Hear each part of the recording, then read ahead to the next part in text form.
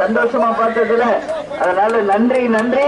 நமது முரசு வென்றது என்று நிச்சயம் நம்ம சாதனை பணியை நம்ம மாற்றுவோம். திருத்தணி தாலுகாவை இரண்டாக பிரித்து நிச்சயமாக மக்கள் பயன்பாட்டிற்கு உறுதியாக நம்ம கொண்டு வருவோம் அப்படிங்கறத இந்த நேரத்தில் உங்களுக்கு நான் சொல்றேன். எனவே மழை பெஞ்சதுனால ரொம்ப மக்கள் கஷ்டம். எல்லாரும் ரொம்ப நேரம் சந்திச்சு சிறப்பா பேசிட்டு எல்லாரையும் பார்த்து பேசிட்டு போகணும்னு நினைச்சேன். ஒண்ணு கவலைப்படாதீங்க, மீண்டும் நாங்க வருவோம், உங்களை சந்திப்போம். இன்னும் நம்ம தமிழ்நாடு முழுக்க சுற்றுப்பயணம் முடிச்சுட்டு தேர்தலை விட்டு மீண்டும் திருத்தணிக்கு வருவோம். அதுக்குள்ள கூட்டணி முடிவாகும், தொகுதியை வென்றெடுப்போம், நல்ல வேட்பாளரை நிறுத்தி மீண்டும் முறைக்கு வென்றது என்ற ஒரு சரித்திரத்தை நிச்சயமாக நாம் படைப்போம் அப்படிங்கிறத இந்த நேரத்தில் நான் சொல்றேன்.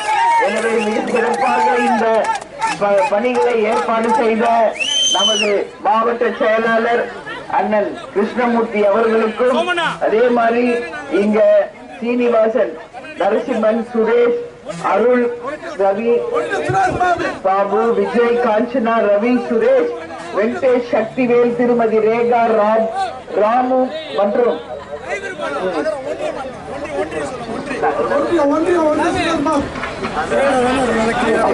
அதனால எல்லாருமே இந்த பணியை சிறப்பா பண்ணிருக்கீங்கப்பா. ஒன்றிய செயலாளர் சுரேஷ் பாபு மிக சிறப்பாக ஏற்பாடு பண்ணியிருக்காரு.